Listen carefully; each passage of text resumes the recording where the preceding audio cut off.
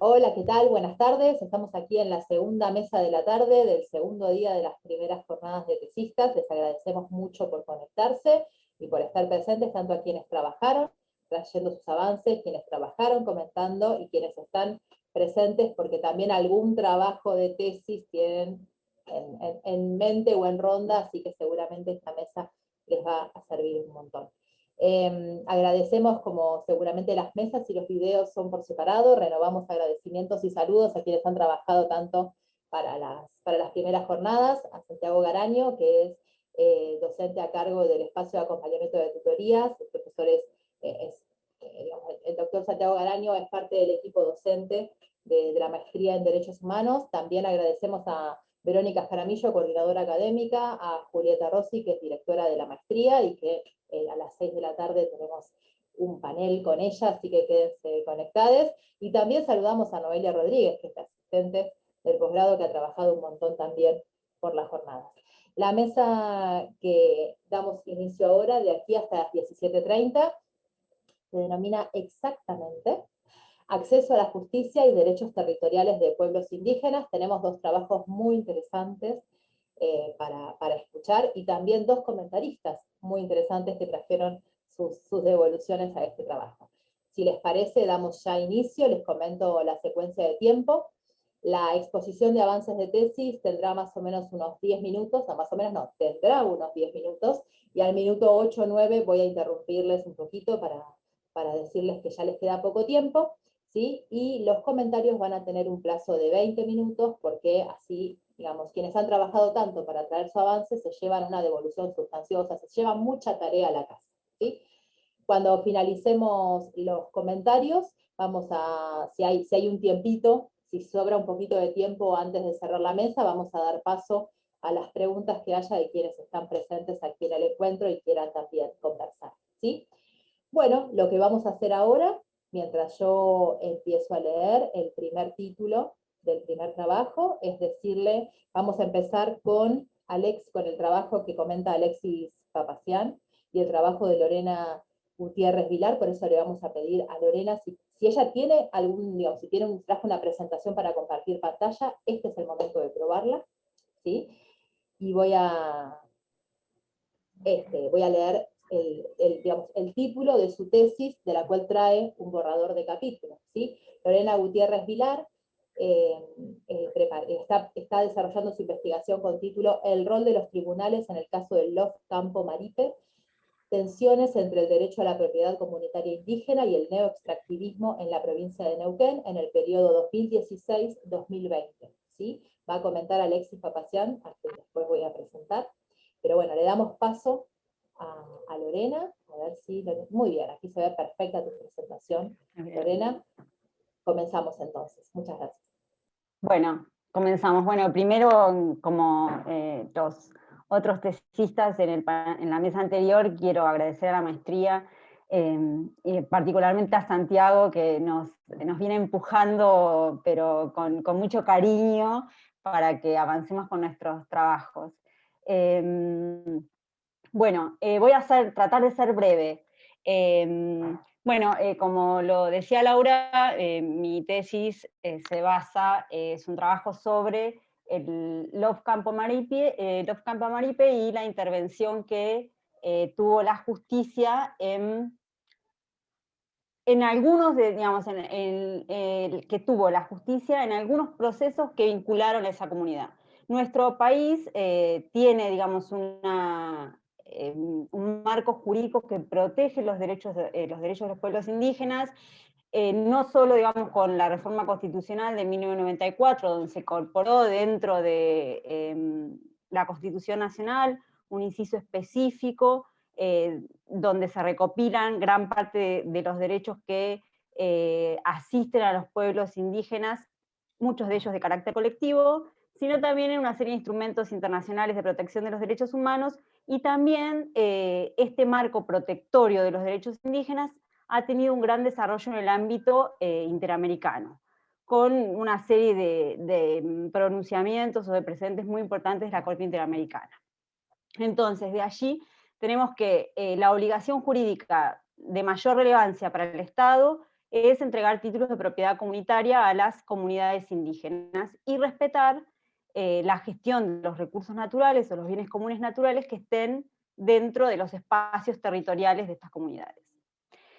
Sin embargo, digamos, hay dificultades en la implementación de este derecho o en hacerlo efectivo. En nuestro país hay una ley que ya tiene una década, más de una década, que es la 2660, que establece una especie de ordenamiento territorial a la par que la suspensión de los desalojos, destinado a proteger a los espacios territoriales, los territorios de las comunidades indígenas. La comunidad Campo Maripe, si bien tiene una personería jurídica otorgada en la provincia de Neuquén, o sea, está reconocida por el Estado como comunidad indígena, no tiene reconocido un título de propiedad comunitaria. Parte de ese territorio, ese espacio territorial que reclama como propio, coincide con el espacio, digamos, con el emprendimiento que todos conocemos, que se llama Vaca Muerta, y allí, digamos, surgen tensiones entre un plan de desarrollo que se plantea como la solución al abastecimiento energético y se plantea como la panacea de la soberanía energética, o digamos el medio para alcanzar la soberanía energética, y en el medio quedan los derechos territoriales de los pueblos indígenas que en general son abordados por la justicia, en el caso de Campo Maripe, varias veces por la justicia penal. Bueno, el objetivo general es indagar cómo el Poder Judicial intervino en este caso, o en algunos de estos procesos que involucran a esta comunidad. Yo ordené los objetivos específicos tratando de respetar un objetivo por capítulo, más o menos un esquema, digamos, que hemos conversado en el espacio de acompañamiento con Santiago. En el primer capítulo, que es el que voy a presentar acá, estoy describiendo la intervención de la justicia federal en el caso a través de un habeas corpus preventivo que plantea la comunidad. En el segundo, la intervención de la justicia ordinaria en una denuncia por usurpación que formulan contra los integrantes de los Campo Maripe, y en el tercer capítulo examinaría cómo los tribunales logran aplicar o no las normas que protegen a la comunidad maripe, en tanto comunidad indígena, y si hay tensiones con esta matriz de corte neoextractivista que se plantea o que se evidencia a través de la explotación de vaca muerta. Bueno, y la hipótesis es que sí hay tensiones, y que estas tensiones hacen que o tornan más compleja la aplicación de los derechos indígenas por parte de los tribunales. Bueno, el índice del capítulo, comienzo relatando cómo, digamos, sucedió el acuerdo, muy brevemente, cómo se desarrolló el acuerdo YPF-Chevron, digamos, cómo esto fue presentado a la sociedad como un avance en términos de recuperar la soberanía energética y como un medio para equilibrar la balanza de pagos en nuestro país, contraponerlo con y describir, digamos, quién es la comunidad, que no era un desierto, digamos, cuando se plantea que hacer una gran explotación de hidrocarburífera en Vaca Muerta, sino no es un desierto, sino que hay personas con una vida, con una historia allí. Entonces, a raíz de un conflicto de la comunidad que está cortando los accesos a ciertos trabajos que hace YPF para digamos, de logística de la explotación de hidrocarburos, se sucede un hecho de tensión con gendarmería, con un despliegue, digamos, inusitado de un cuerpo de gendarmería tratando de disuadir a la comunidad de llevar adelante ciertas acciones directas que cortaban los caminos de gendarmería. La comunidad dice: esto es dentro de mi territorio, están amenazando mi libertad ambulatoria ilegalmente, interponen un amparo. Este amparo transitó distintas etapas, desde primera instancia, pasando por la Cámara de Apelaciones, hasta llegar a la Cámara Federal de Casación Penal, y voy, digamos, relatando cómo se sucedieron un poco, o cómo se sucedieron, digamos, estas intervenciones de la justicia. ¿Quiénes intervienen? ¿Qué resuelven? ¿De qué modo resuelven? ¿Si abordan el tratamiento de los derechos indígenas? ¿Cuáles son las normas que invocan para, digamos, para resolver el caso? Digamos, relato la primera intervención, el rechazo indímine en primera instancia del caso, la intervención de la Cámara de Apelaciones, y luego, digamos, la primera intervención de la Cámara Federal de Casación Penal, donde considera, digamos, que hay una amenaza a la libertad ambulatoria de los integrantes de la comunidad y ordena a la justicia tramitar regularmente el proceso. Este tribunal sí invoca normas y fallos de la Corte Interamericana relativos a la protección de los derechos indígenas, y bueno, y este caso, digamos, este proceso vuelve a primera instancia, donde vuelve a tramitarse, y el juez de primera instancia lo rechaza, vuelve a transitar, digamos, por Cámara de Apelaciones, y hasta una segunda intervención de la Cámara Federal de Casación Penal, donde establece que hay efectivamente termina, digamos, diciendo que hay una efectiva amenaza a la libertad ambulatoria de los integrantes del LOF, y que probablemente esto sea un condicionamiento para el diálogo del conflicto de fondo, que es cómo se resuelve el relevamiento territorial y cómo se le otorga un título de propiedad a la comunidad Campo Maripe. Y bueno, a partir de allí hago, bueno, algunas conclusiones que fueron, digamos, como no estaban, estaban esbozadas, digamos, pero no, apenas delineadas, pero bueno, me surgían, digamos, como del relato de la intervención de la justicia. En mi capítulo había dejado como varios amarillos con algunas dudas y cuestiones que no tenía claras. Me parecía que por ahí era importante reseñar qué habían dicho los medios, porque fue un caso que tuvo mucha repercusión en los medios de comunicación, pero por ahí pensaba que quedaba como demasiado largo, demasiado pesado. Bueno, terminé.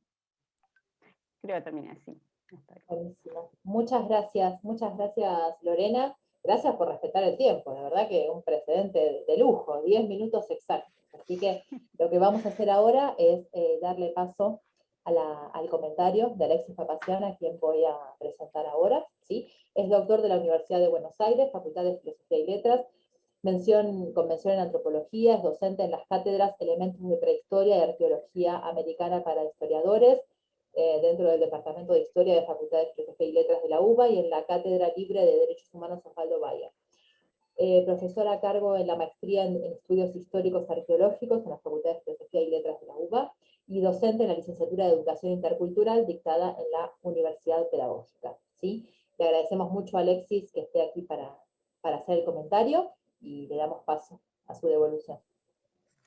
Gracias Laura, y bueno, gracias Santiago. Le comentaba a Santiago en algún momento de los mails que estuvimos intercambiando, dos cuestiones. Una, que me parece excelente este tipo de actividades, porque nos hubiese venido muy bien a tantas personas que conozco, incluido, tener estos espacios previos a la defensa, o previos a la escritura, o durante la escritura, digamos, siempre son más que necesarios, más en este contexto punto. Vamos con Lorena. Hola Lorena, leí atentamente el capítulo 1, que equivale, bueno, en realidad tenés toda una introducción previa, y estaría leyendo la segunda parte de el capítulo 1, el primer capítulo de intervención de la justicia penal. Tenés un problema conmigo, que es que no vengo del derecho, vengo de historia y después de antropología, entonces yo tengo, ¿vieron? A ver, de vuelta, voy a ser recontra, a mí me gusta ser muy, muy franco y muy, entonces, uno va a decir cosas que se le ocurren en función de lo que uno, de su propia trayectoria. Yo en esto no considero que sucede eso, entonces son todas sugerencias. Pero tus amarillos, que los mencionaste al final, son buenísimos para seguir trabajándolos. Hay que ver cómo, porque la verdad que esos, cuando digo los amarillos, son en su borrador de capítulo, tiene unas ciertas partes en las que se hace cuestionamientos para ver por dónde seguir, y que me parecen todos muy acertados, o sea que hay una muy buena lectura de lo que venís trabajando, y eso es más que importante en este contexto de producción de la tesis. Una de las cuestiones que a mí me parece como, vamos a empezar, que vos te la planteás también y que la venía leyendo y digo, acá no es que falta, sino como que necesito cierta contextualización histórica. ¿El Love Campo Maripe? Sí, pero ¿por qué no algo también general de la provincia? ¿Por qué? Porque las provincias también tienen sus diferencias en la accesibilidad o no a la justicia y la participación de la agencia indígena, la capacidad de acción que tienen las comunidades indígenas en cada provincia. Y Neuquén no es una... Ahí me estoy escuchando con eco, pero a ver si es un problema mío. No, Neuquén decía, no es una provincia que tenga poca participación indígena, todo lo contrario, digamos. Tiene una alta en los medios de comunicación, en el cotidiano, ¿no? Y ahí creo que siempre está bueno poder historizar, porque aparte la historización va a responder varias de las preguntas que te haces con respecto a, creo yo, tal vez me estoy equivocando totalmente, pero va a responder ciertas preguntas que te haces, sobre todo al cierre del capítulo, que no es que te las haces vos, te las haces en función de lo que los funcionarios judiciales mencionan, del oportunismo o no.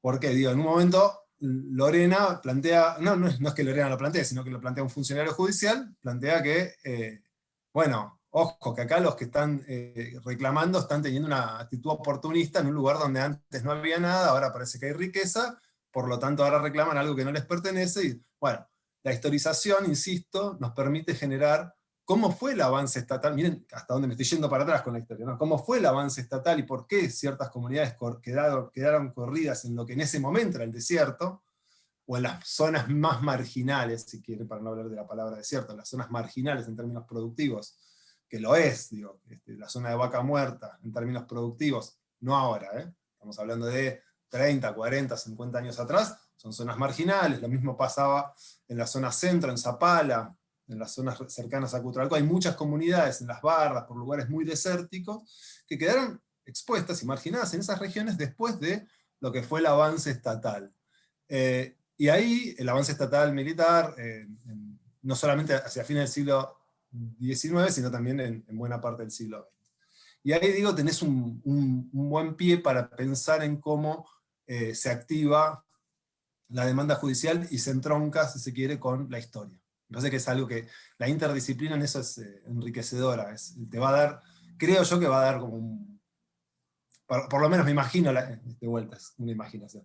Creo que le puede dar un muy buen giro a la tesis y también responder algunas de las cuestiones y preguntas que te haces, con mayor cantidad de argumentación, en función de la documentación o de lo que se pueda ir esgrimiendo, y si la comunidad tiene personería jurídica, que la tiene, también en acceder a esos archivos, de cómo, digamos, en la personería jurídica en general, son partes de los archivos en los cuales se historiza un poco a la comunidad para darle, digamos, tiene que justificarse en tanto comunidad, y muchas veces el INAI pide este tipo de datos. Por lo tanto, algún archivo producido por el propio Estado tiene que haber al respecto, además de las memorias.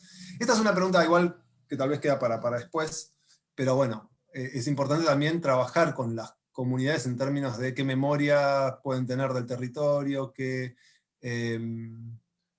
cuáles fueron sus trayectorias, cómo llegaron al territorio.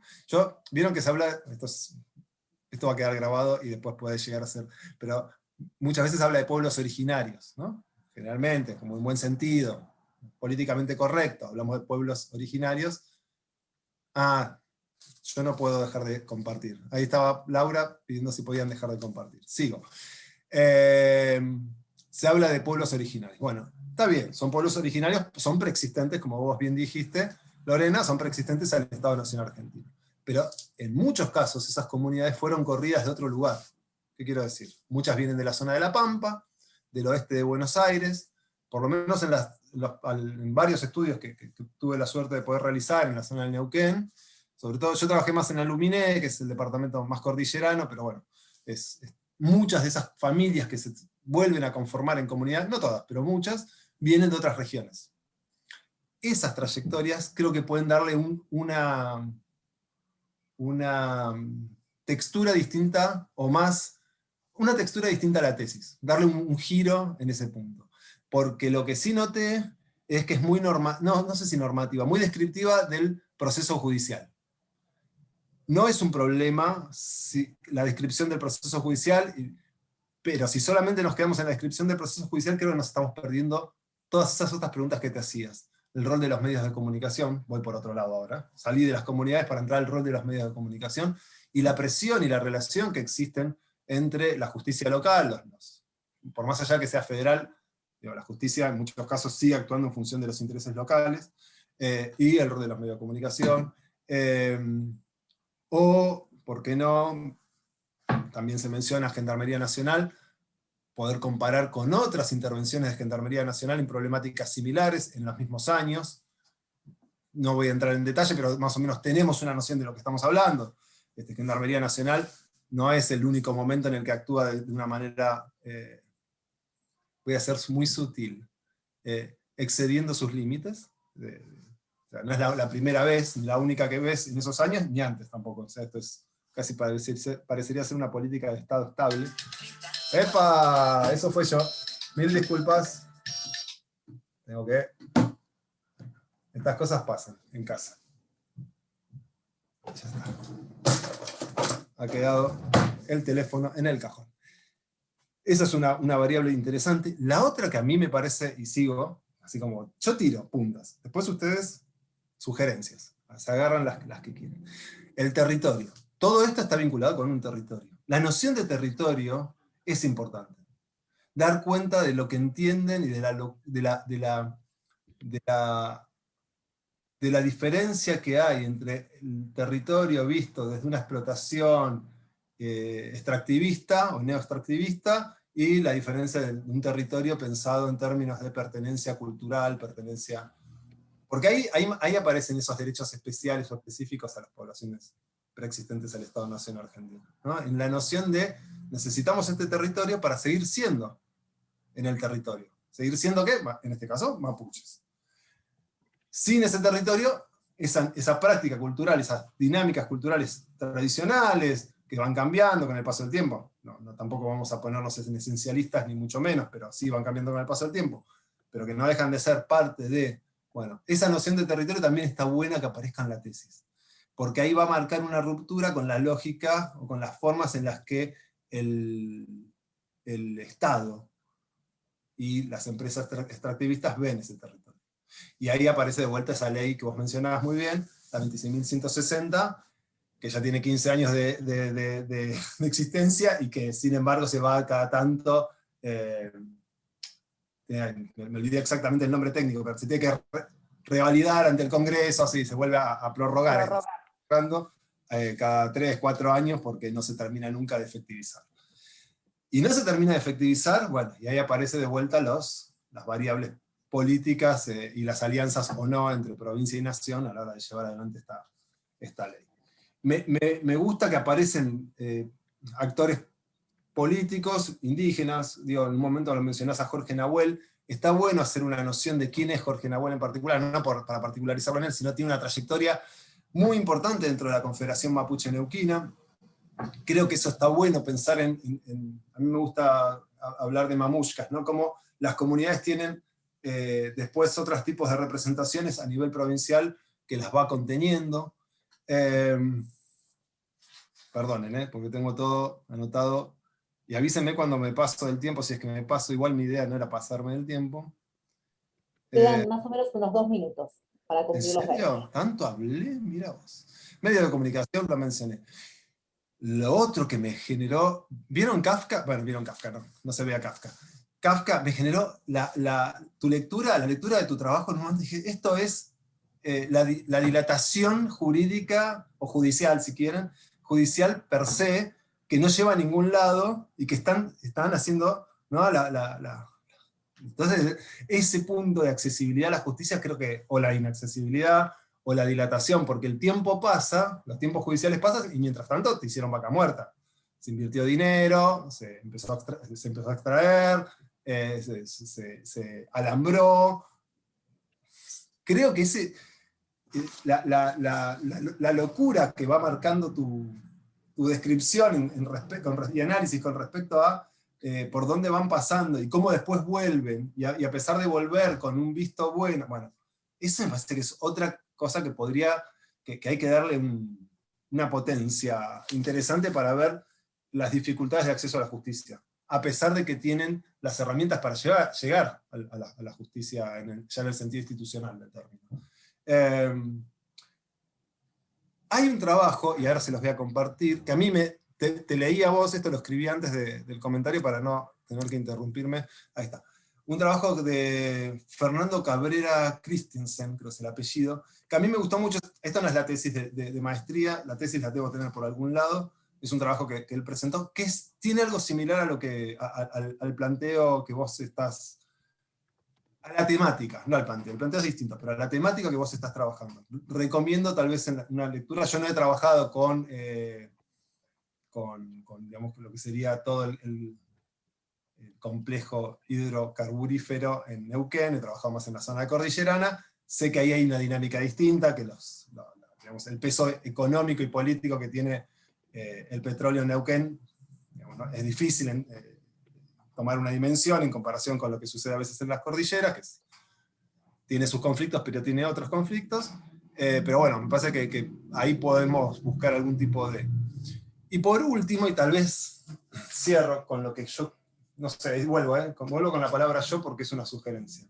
Considero como más interesante para trabajar en el capítulo y probablemente en toda la tesis, es lo que denomino la musicalidad de la escritura. Falta música. Tenés la batería. ¿Vieron perdón, esta es como un rock, a mí me gusta el rock. Tenemos la batería, ya sabemos por dónde vamos a ir, tenemos todo, nos falta darle más textura a la escritura, más musicalidad. Soltate. O sea, es como, ya está, ya lo estamos describiendo, bárbaro. Ahora, para que una persona como yo, que no venga del área del derecho, en el sentido estricto, lo pueda ir incorporando de una manera más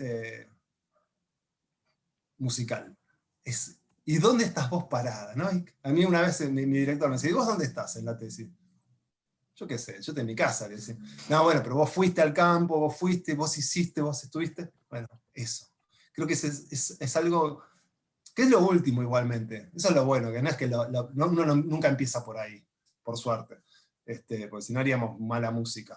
Empezamos por la batería, que es la base. Ya la base, esa base potente está. Creo que después es sentirse mucho más liberado en la escritura para ir metiendo estas preguntas que vos te haces, incorporarlas. En el capítulo, o como vos bien dijiste a lo último hoy, que tal vez implicaría pensar, que va a quedar muy largo el capítulo, pensar algún anexo, meterlo en la introducción, ¿por qué no? Otra cosa muy importante, que no la dije, es cartografía. Está bueno meter cartografía en las tesis, más cuando estás situándolo en un lugar específico del Neuquén. No toda la gente, todos escuchamos hablar de Vaca Muerta, no todos tenemos noción de dónde está Vaca Muerta. Entonces no está mal ir incorporando una cartografía crítica, o por qué no la cartografía oficial del yacimiento, pero también ver cómo la misma comunidad, si es que tiene la comunidad, ha tenido acceso a hacer cartografía simbólica y tradicional. Eso se ha hecho mucho en Neuquén, nuevas cartografías desde las propias comunidades, bueno, ponerlas en juego, porque eso también da la noción de lo que dije antes del territorio. Yo sé que muchos de los comentarios como que van por otro lado, tal vez, o están más relacionados con lo que uno ha venido haciendo. Pero juro que todos me despertaron, o sea, todos se despertaron con la lectura del trabajo. Entonces, me parece que algunos, probablemente otros no, puedan ser válidos para darle eso, como no me sale la palabra ahora, ¿no? El tiempo. Sigo con la música, el tiempo, en la escritura, el ritmo, que es lo último, pero es que es lo que va a hacer que sea mucho más potente a la hora de leerla, porque una vez que vos la escribas, bravo por vos, pero después lo importante es, con todo respeto, es lo que la leamos luego, ¿no? Entonces, ahí ya dejó de ser tuya, vamos a leer. Y ahí está bueno pensar en el lector como fin último. Fin. Hasta acá mis comentarios. No sé si estuve bien con el tiempo o no, pero bueno. Una cosa, me voy a ir antes hoy. Perdón, Laura, te interrumpí. Quería agregar una cosa que le había comentado a Santiago. Hoy me tengo que ir antes porque tengo que dar clase ahora en la maestría a las 5. Pero bueno, me quedo un ratito más y en algún momento sin hacer demasiado anuncio. No te preocupes, que ya lo sabemos, por eso empezamos contigo, para que tuvieras tiempo de ir a la clase. Te agradecemos un montón los comentarios y las ganas. Laura, pensaba yo que quizás si Lorena le quisiera contestar algo así, como a veces hacemos en el cierre ahora, sería el momento, ¿no? ¿Qué pensás? Sí, claro, unos minutos para cerrar esta instancia de devolución y seguimos con Paula. Claro, se me ocurría. Dale nomás, Lorena. ¿Tenés ganas? Sí, no, muy breve. Primero, agradecerte, Alexis. La verdad es que es importante, digamos, que alguien que no viene, digamos, del derecho nos lea, porque son todos aportes como esenciales, digamos, importantes, o sea, no solo importantes, sino, digamos, como enriquecedores para el trabajo. Me parece que a veces como la mirada del derecho es la menos interesante para abordar estos casos. Algunas cuestiones que tenían que ver con territorio estaban en la introducción. Toda, digamos, la descripción normativa está en la introducción del trabajo, que tengo que reescribirla. Y después, bueno, la verdad es que me parecieron como importantes esto de incorporar la cartografía. Es algo que lo había pensado, pero tenía ahí dando vueltas. Y bueno, y este trabajo que mencionás lo voy a buscar, el de Fernando Cabrera. Pensaba trabajar, digamos, porque tampoco es que me resulta tan fácil comprender, digamos, la técnica o la tecnología de cómo se explota vaca muerta. Pensaba apoyarme en unos compañeros que conozco que son de OPSUR. Fernando es de OPSUR, trabajó bastante tiempo en OPSUR, que me pudieran dar una mano con eso, porque no me resulta fácil. Bueno, eso. Muchas gracias. Muchas gracias, Lorena. Bueno. Gracias a ustedes y a vos, Lorena, por poner en juego el capítulo. Santiago tiene mi mail y mi teléfono. Yo tengo después, con Fernando lo conocí, así que lo conocí porque estuve en la defensa de su tesis, así que también, si él trabajó en OPSUR mucho tiempo, como vos bien decías, y me parece que tienen como todo no él solo, sino el grupo, un recorrido re interesante que, bueno, yo me fui a la cordillera, que era más lindo estudiar, hacer la tesis, pues es más bonita en términos lagos, bueno, no importa. Pero me parece que está muy bueno poder trabajar en áreas que aparte son tan sensibles a las dos cosas, ¿no? Al desarrollo estratégico del país, ¿o no?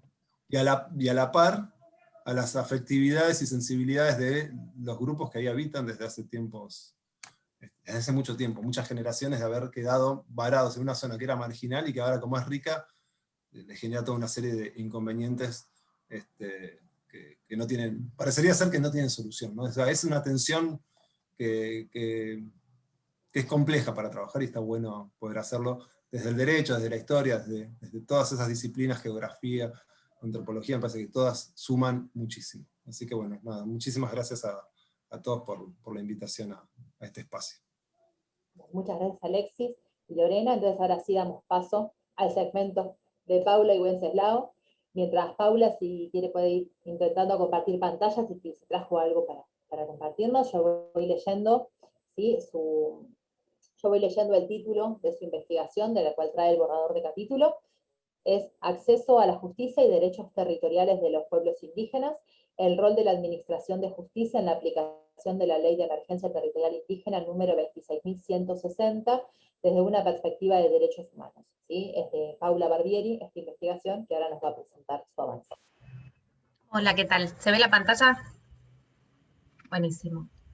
Bueno, también voy a tratar de ser breve. Yo la presentación la pensé muy parecido a Lore, lo que hice fue hacer un mini resumen de qué se trata la tesis, porque el capítulo que traje, que es uno de los que más me cuesta, y que está en borrador, es el tercer capítulo, entonces para encuadrar un poco y que se sepa de dónde viene o cuál es el recorrido anterior.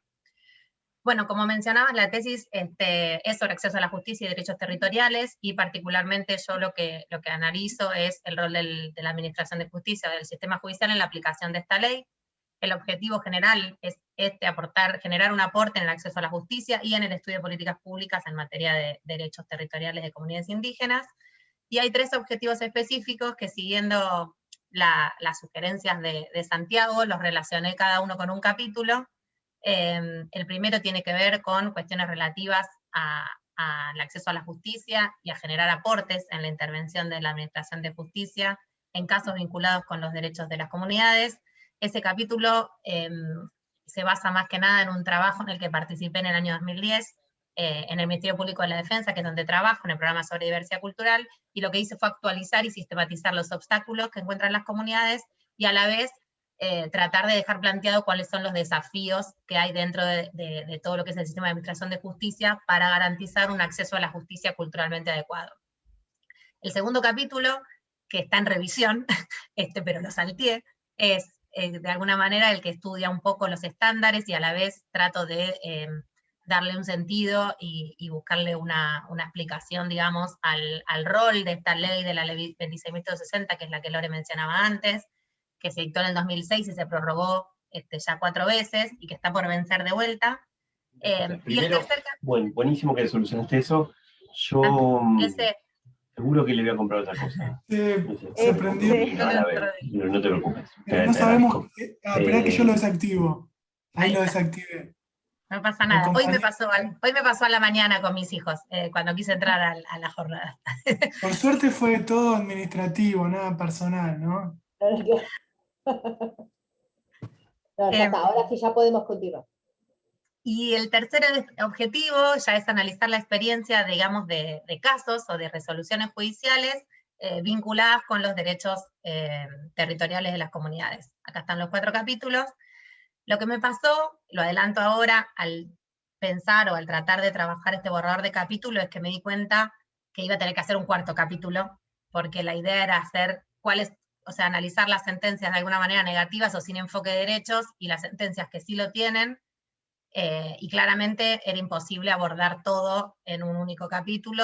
Lo hablé con mi directora de tesis y me dijo, no, sepáralo, así que ahí fui hereje a la propuesta de Santiago de hacer un capítulo, un objetivo, y lo dividí en 2, entonces en este dejé solamente experiencias, digamos, de alguna manera restrictivas o negativas en relación a cómo se aborda el acceso a la justicia de las comunidades. Entonces, en el capítulo, básicamente lo que intenté hacer es, como primer punto, establecer algunos criterios que guíen este análisis, que tienen que ver con el enfoque del caso y perspectiva cultural, si aplica o no estándares internacionales de derechos de los pueblos indígenas, si reconoce, si aplica la ley de la 26.160, porque en muchos casos ni siquiera se la nombra, o si no se hacen interpretaciones restrictivas. Después, si tiene en cuenta la incorporación de otros derechos de las comunidades indígenas o principios fundamentales como la consulta, la participación o cuestiones vinculadas con personería jurídica, etc. Y por último, también el acceso a la justicia culturalmente adecuado, o sea, si tuvieron en cuenta algunos de los aspectos vistos en el capítulo 1. Luego enumero o trato de hacer de manera sucinta el resumen de 5 casos. Esto, la verdad que fue lo que más me costó. Ayer en uno de los paneles, en el último, Marcela Perelman hablaba de qué pasa cuando contamos con una biblioteca enorme y un montón y queremos incorporar todo. Y creo que a mí lo que más me traba con este capítulo es que tengo demasiados fallos, demasiadas sentencias y me costaba mucho seleccionar. Entonces me parecía que ningún criterio era el adecuado.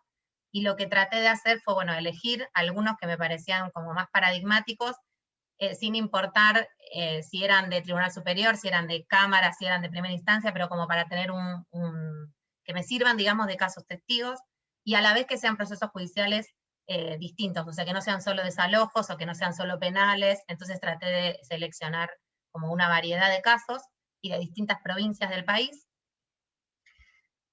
para luego de hacer ese resumen, pensar o tratar de sistematizar de todo ese mundo, digamos, de avasallamiento de derechos y de un abordaje, desde mi punto de vista, inadecuado del tratamiento de los casos vinculados con derechos de los pueblos indígenas, sistematizar algunas problemáticas relacionadas puntualmente con cómo interviene el sistema de justicia y particularmente en relación a los derechos territoriales. Entonces, por un lado, desde el punto de vista de enfoque de derechos, analizo si se tuvo en cuenta o no el aspecto colectivo de los derechos en juego, porque lo que se ve mucho es que las causas que se inician contra comunidades indígenas se inician de manera particular, contra una familia, o sea, de manera individual, sin tener en cuenta el impacto colectivo.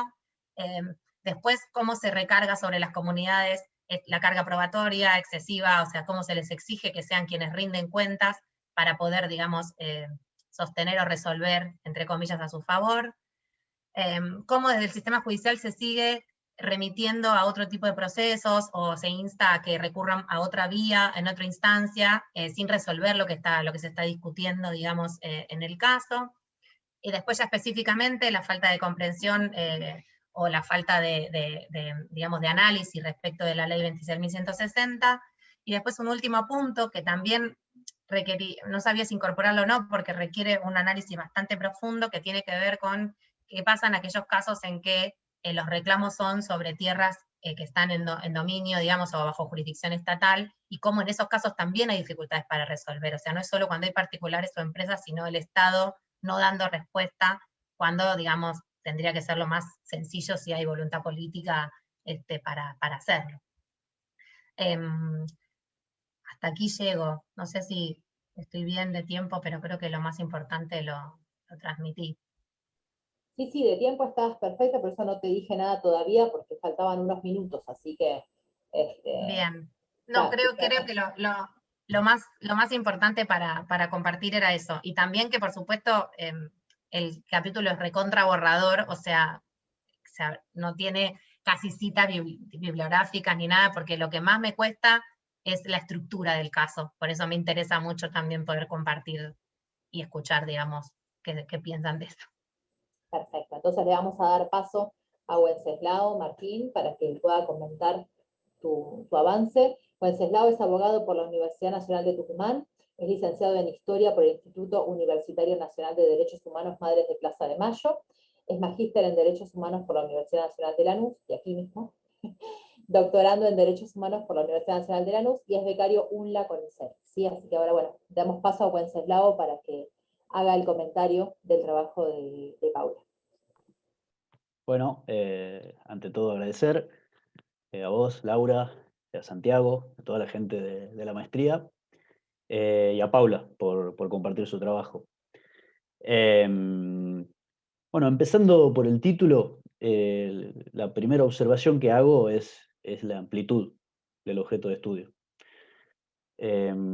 Esto ya en el sector vulnerabilizado, que son los pueblos indígenas, como los denomina ella, entiendo que al definirlos así alcanza a todos los que habitan en forma preexistente el actual territorio del Estado argentino. Y mientras digo esta frase, pienso en las implicancias históricas y de todo tipo que engloba, ¿no? Un poco como hablaba el comentarista anterior. Pero bueno, volviendo a lo de la amplitud, especialmente cuando se alude a la aplicación de la Ley de Emergencia Territorial Indígena 26.160 por parte de la Administración de Justicia.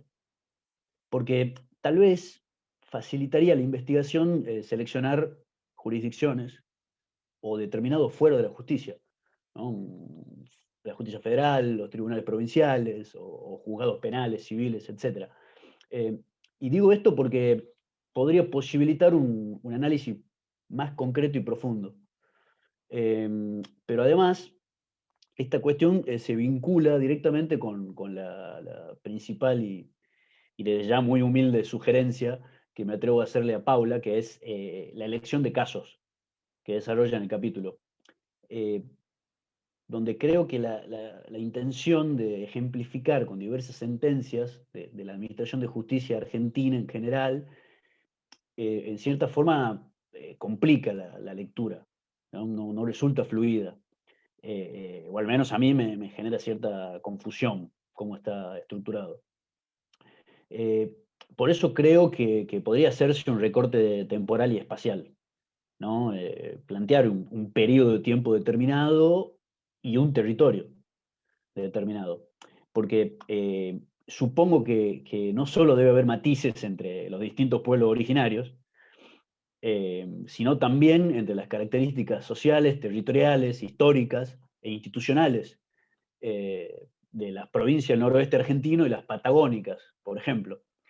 Lo que puede traducirse en distintas interpretaciones de la ley 26.160 que hacen los tribunales locales.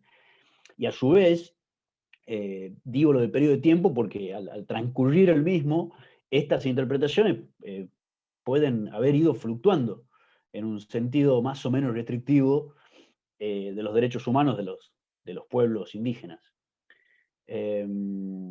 Bueno, también antes de adentrarme en el texto, resalto la inicial organización con esta construcción de un índice que realiza Paula, y de hecho hubiese estado bueno para este comentario que intento desarrollar, contar con un índice de toda la tesis. De hecho, ahora estoy comprendiendo mejor algunas cosas después de la presentación oral. Porque bueno, tratándose del tercer capítulo de la tesis, el desarrollo en torno al acceso a la justicia de los pueblos indígenas y sus obstáculos, así como el marco jurídico de derechos territoriales y los estándares nacionales e internacionales correspondientes, más el estudio de la ley 26.160, que es neurálgica en la investigación, más bien me vi obligado a suponerlos. Y por ejemplo, desconozco el sentido que la autora le da al concepto de acceso a la justicia. Algo que me remite a mi propio tema de investigación, ¿no? Y por lo que me interesaría especialmente conocerlo. Pero esta cuestión es un limitante en lo referido al análisis de la ley y de los estándares sobre derechos territoriales de los pueblos indígenas que Paula plantea, y también lo que haya desarrollado en el apartado metodológico, que es necesario para tener en claro los objetivos, la hipótesis y la pregunta de investigación. Entonces, bueno, tratándose de una tesis que evidentemente está avanzada, el acceso a los demás capítulos me hubiese facilitado la comprensión y por ende la calidad y utilidad de estos comentarios. Pero bueno, hecha esta aclaración, entiendo que la idea de capítulo 3 es proponer casos de sentencias a partir de los cuales analizar la actuación de la Administración de Justicia respecto a la ley 26.160. Bueno, la autora sostiene que se trata de experiencias judiciales restrictivas de los derechos territoriales de los pueblos indígenas. Y esto a mí me parece constituye una hipótesis de la tesis, o tal vez la hipótesis, para luego desarrollar lo que ella llama criterios que orientan el análisis y que en última instancia sirven para confirmar esta hipótesis de restricción judicial de derechos. Estos criterios de análisis se fundamentan aludiendo a estándares explicados en los capítulos anteriores de la tesis, pero creo que aquí podrían ser repetidos y resumidos sucintamente, al menos como un recordatorio para el lector y para dejar en claro las razones, o sea, por qué se eligen determinados criterios de análisis y no otros. El primer criterio es el del enfoque de caso. Aquí me pasa que antes que un denominado criterio de análisis, o sea, un filtro o un lente a través del cual analizar las sentencias judiciales, me parece que se enuncia una conclusión, ya que la autora sostiene que generalmente en los expedientes judiciales no se aplica el derecho indígena, pero no está escrito como un punto de partida, o sea, como algo que se está interrogando, sino como una aseveración, que por lo tanto creo requeriría ser fundamentada sólidamente. Sobre todo porque me voy a atrever a especular con que tal vez en las conclusiones a las que termine arribando en la tesis, se explique justamente que los jueces y juezas, en muchos casos, no tienen perspectiva étnica ni valoran el carácter colectivo de la comunidad que litiga por su territorio, entre otras cuestiones. Por eso, reitero, más que un criterio de análisis, a mí me parece un adelanto de conclusión. En cuanto al segundo criterio, referido a los estándares nacionales e internacionales sobre el derecho a la tierra y el territorio, tal como dice Paula en la cita de Abramovich y Pautasi, los estándares son los orientadores de políticas públicas, que luego serán la regla de juicio a partir de la cual interviene el Poder Judicial.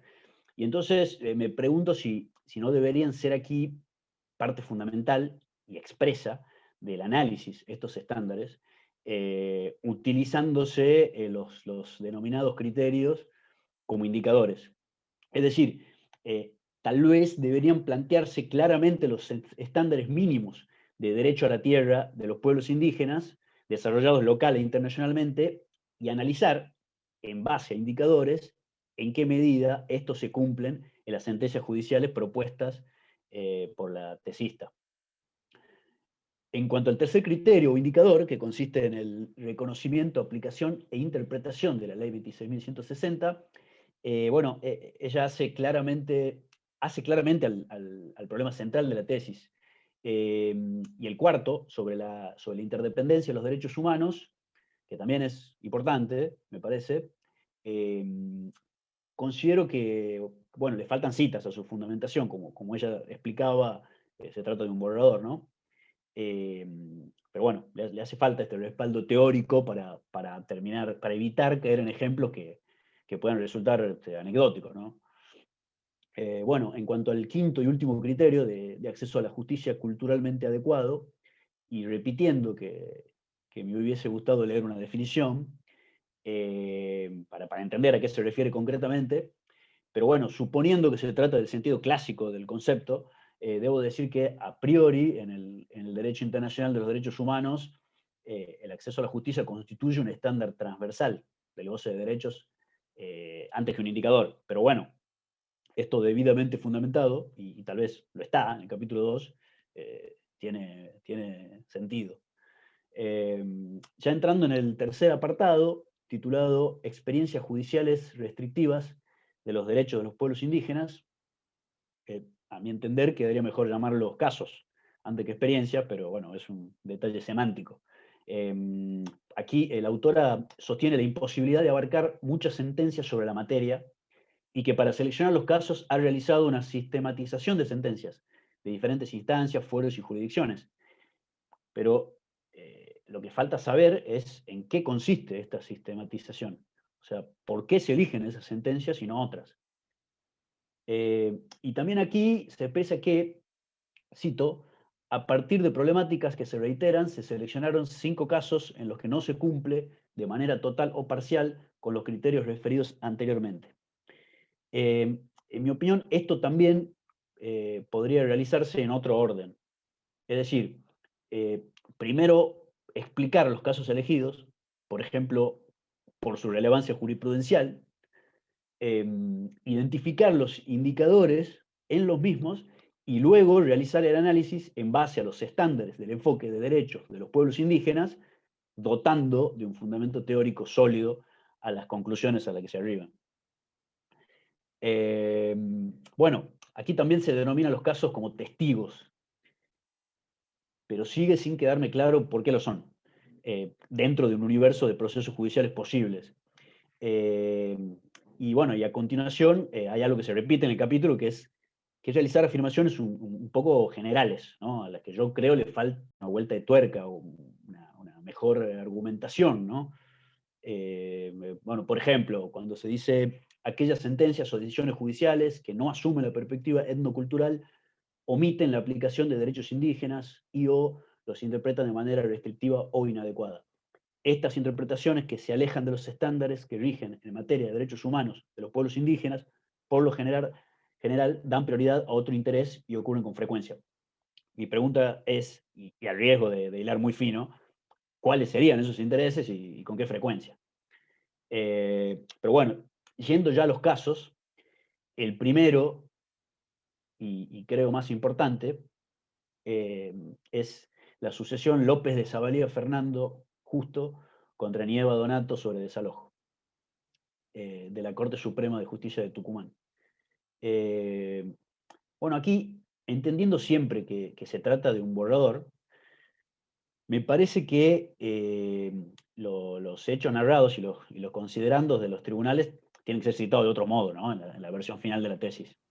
Pero en lo fundamental veo que los problemas señalados como comunes o constantes en procesos judiciales, donde entran en juego los derechos territoriales de los pueblos indígenas, ocurren todos en el caso López de Zavalía. Por lo que si bien entiendo, una vez más, la intención de mostrar un panorama general a través de varios casos, tal vez podría alcanzarse un análisis menos abarcativo, pero más profundo, concentrándose en el único caso que reúne todos esos problemas, ¿no? Especialmente la carencia de perspectiva etnocultural en el reconocimiento y efectivización de derechos humanos, y por ende, la falta de acceso a la justicia culturalmente adecuado de los pueblos indígenas. Pero bueno, esto desde ya es solo una sugerencia, respetando siempre un trabajo tan personal como una tesis. Bueno, después en el apartado 3.2.1, y luego de explicar distintos casos judiciales en la materia, son citadas las reglas de Brasilia sobre acceso a la justicia de personas en condición de vulnerabilidad, en lo referido concretamente a las comunidades indígenas. Yo no sé si la tesista la cita a las reglas en los capítulos anteriores, donde trata el acceso a la justicia, los obstáculos para el mismo y los estándares internacionales, pero creo que ahí las reglas estarían mejor ubicadas, ¿no? En un detalle al pasar. Desde mi óptica aquí lo importante es que si bien se cita a los autores Moreira y Hualpa, faltan más. Hay varios párrafos con afirmaciones que no cuentan con respaldo teórico, y estas seguramente desde ya parten del conocimiento y de la experiencia de la autora, pero se requiere un mayor fundamento para trascender en la medida de lo posible lo subjetivo.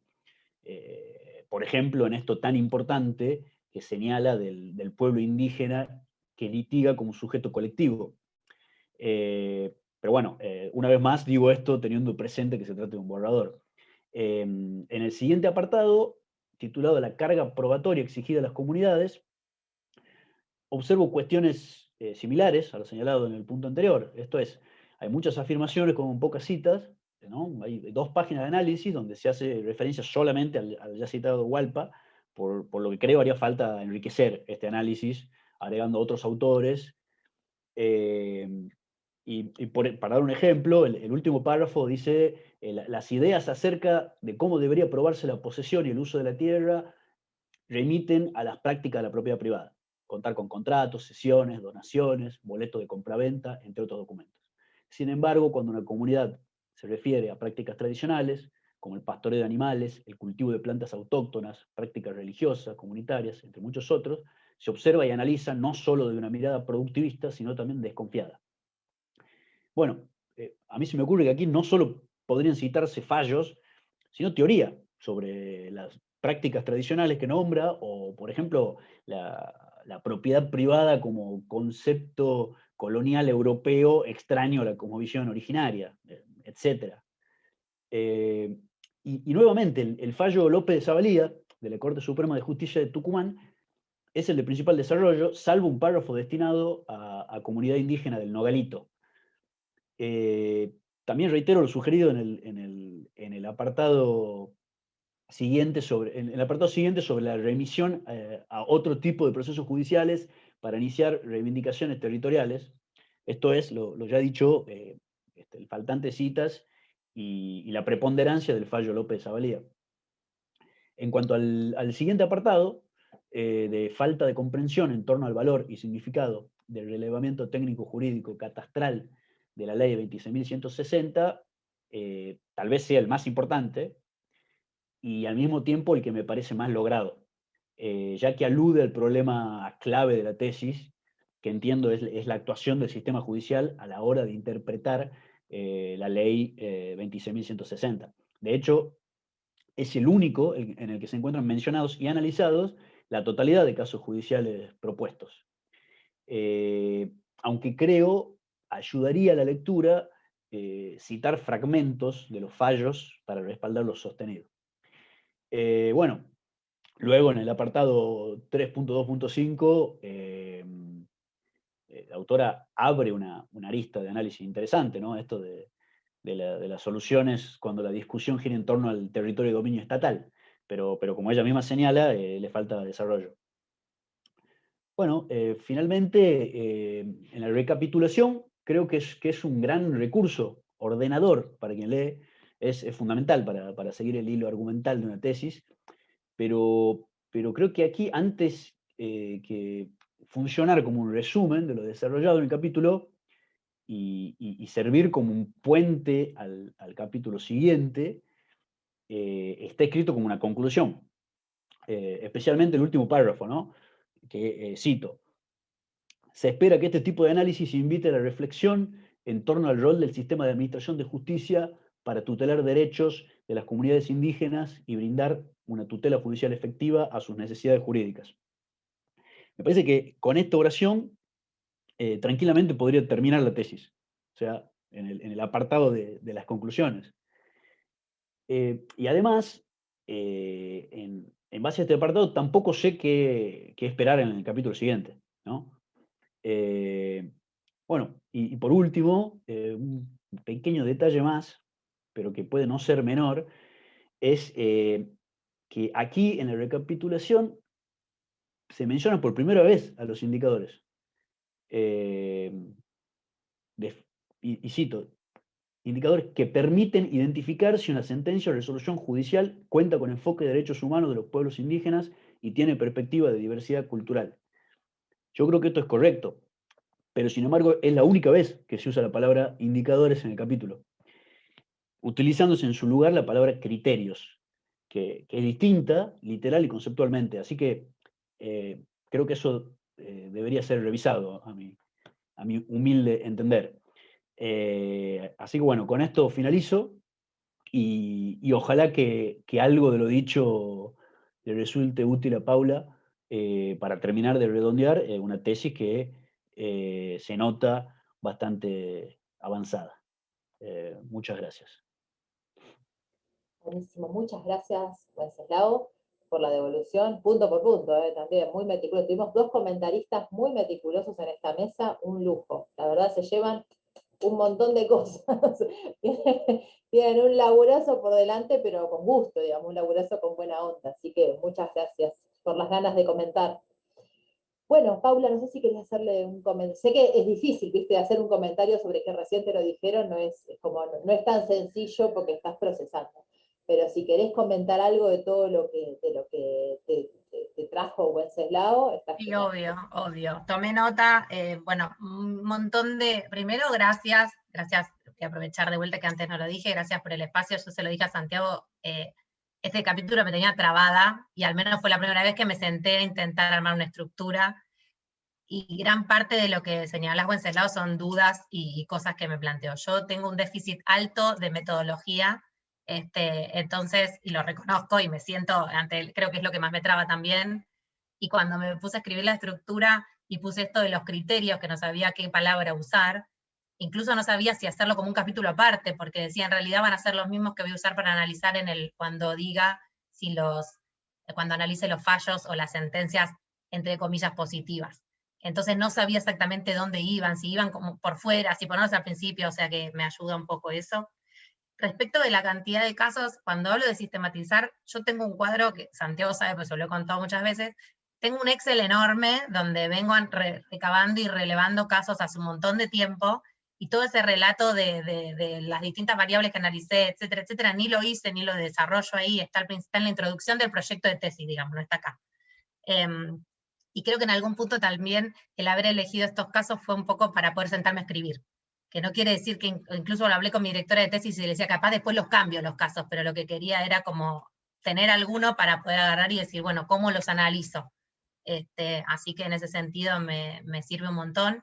Lo de las citas, obvio, la verdad es que creo que en lo que más me focalicé, porque estuve a punto de no presentar directamente nada y decirle a Santiago, perdón, sorry, no llego, lo que traté de hacer es decir, bueno, al menos tengo una idea de cómo sería el capítulo. Los fundamentos jurídicos y todo, o sea, no quiero decir, trabajo en esto hace un montón de tiempo y tengo un montón de respaldo teórico para poder sostener esas ideas que obviamente están planteadas de una manera como súper llana y simple, cero, digamos, elaboradas y sostenidas, entonces por eso dice todo el tiempo falta cita, porque me daba cuenta que estaba escribiendo como sin ningún tipo de sostén teórico de lo que yo estoy diciendo, digamos, pero lo que quería era como entender.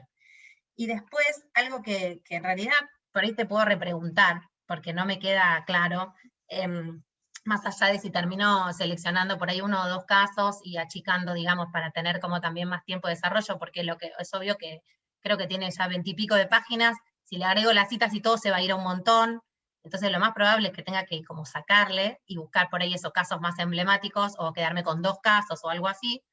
Es esto de volver a citar, digamos, el fallo o sea, porque también yo siento que el hecho de estar relatando los hechos o citando todo el tiempo lo que dijeron los jueces o las juezas, torna muy como aburrido la lectura también.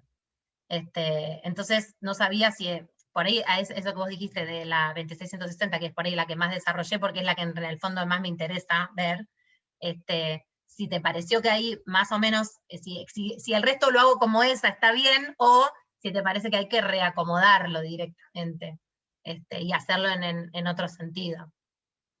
No sé si se entiende la pregunta. No, pues yo al principio creo que López de Zavalía, que dicho sea de paso, es como el... De tu provincia.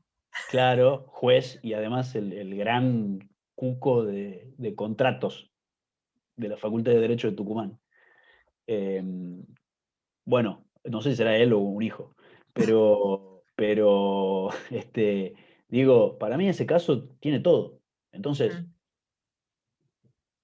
obviamente es una decisión tuya y tu directora, pero yo me dedicaría a ese caso, lo desarrollaría muy bien, entero, con las partes más importantes del fallo, con los hechos, etcétera, etcétera, etcétera, y después haría el análisis, diría, bueno, y yo detecto los indicadores acá, y en base a estos indicadores, y en base a indicadores aplico los estándares que ya desarrollé en el capítulo 2, y estas son y llego a este resultado, estas son mis conclusiones. ¿No? Yo la veo un poco así. No sé si te respondo la pregunta. Porque si no uno como que se pierde. O sea, yo arranco con López de Zavalía y hasta que después leo 4 casos más y después tengo que volver a López de Zavalía, ya un poco me olvidé cuáles eran los hechos, cuál era el objeto, y te digo, el resto de los casos, hay muchos que terminan siendo irrelevantes. Entonces, sí, además algunos están desarrollados de manera muy corta, y otros como más detalle. Eso me di cuenta también cuando lo estaba haciendo, digamos. Pero como yo aplicaría la máxima, menos es más acá, claramente. López de Zavalía, en todo caso, otro más, pero yo creo que tenés que seguir un poco esa línea. Bien. Bueno, no sé si, digamos, estamos cerca de la hora del cierre de la mesa y estamos preparándonos para el panel de las 6 de la tarde. No sé, Santi, si querés que demos paso a algunas preguntas que haya por allí, o vamos cerrando para que se preparen, reserven mate y demás, y nos vemos a las 6 de la tarde. Sí, no funcionó tanto lo de las preguntas, ¿no? Me parece que la lectura de los comentaristas funcionó más que el resto hacer preguntas, ¿no? Pero si alguien quiere preguntar algo es el momento, ¿no? Y si no, igual tenemos un montón de ideas rondando, o sea, no han faltado ideas en esta mesa, así que si no hay preguntas, igual nos vamos con un montón. No, y me gusta porque, si no me equivoco, Lorena es como el primero o el segundo que escribe, ¿no, Lore? El primero, hice la introducción, primero. pero... Sí. Claro, porque discutimos tu proyecto y ese es el primero. Y en el caso de Paula, es el segundo o tercero ya, o sea, estás medio ahí, el tercero. O sea, como, bueno, esto, que sirva para destrabar la escritura, la jornada, y a mí me parece que es todo un éxito, ¿no? Porque es lo que a veces, no es que no se sepa, no es que no se tengan datos, es como ponerse a escribir, con todo lo difícil que es, ¿no? Así que creo que los comentarios fueron muy buenos, el de Ale y de Wenceslao. Que además Wenceslao es uno de los primeros magíster que tenemos, así que tiene como tenés ahí el fetiche del título, así que te da mucha autoridad eso, bueno. Sí, además, No creo que sea autoridad, sino responsabilidad, por pertenencia. Exacto, la camiseta la tenés puesta, muchas gracias. buenísimo. Bueno, entonces damos cierre. Damos cierre al encuentro, ¿te parece? Dale, no hay ninguna pregunta, ningún comentario. Entiendo que no, en el chat del Zoom no los veo, así que está toda la gente pensando, básicamente. Con lo que llegó el viernes a la tarde. Con las dos cosas se conjugan. Así que bueno, por mi parte les agradezco un montón la posibilidad de coordinar y les agradezco un montón a Paula, a Lorena el trabajo realizado, a Gwen y a Alexis también, esos enormes, esos comentarios súper detallistas y respetuosos. Santiago, muchas gracias y te dejo que puedas, y gracias al resto que está conectado y escuchando, ¿no? Y bueno, dejo que puedas cerrar la actividad. No, solo vender el último panel, que es a las 6 de la tarde, que ya es mucho más metodológico sobre cómo es la escritura de una tesis. No se lo pierdan porque son 3 colegas que tienen mucha cancha en todos estos desafíos que supone la cocina de la escritura. Así que eso es a las 6 de la tarde por este mismo enlace de Zoom y también se transmite por el canal de YouTube del instituto. Así que quédense acá, los que quieran apaguen la cámara y el micrófono y a las 6 nos reencontramos.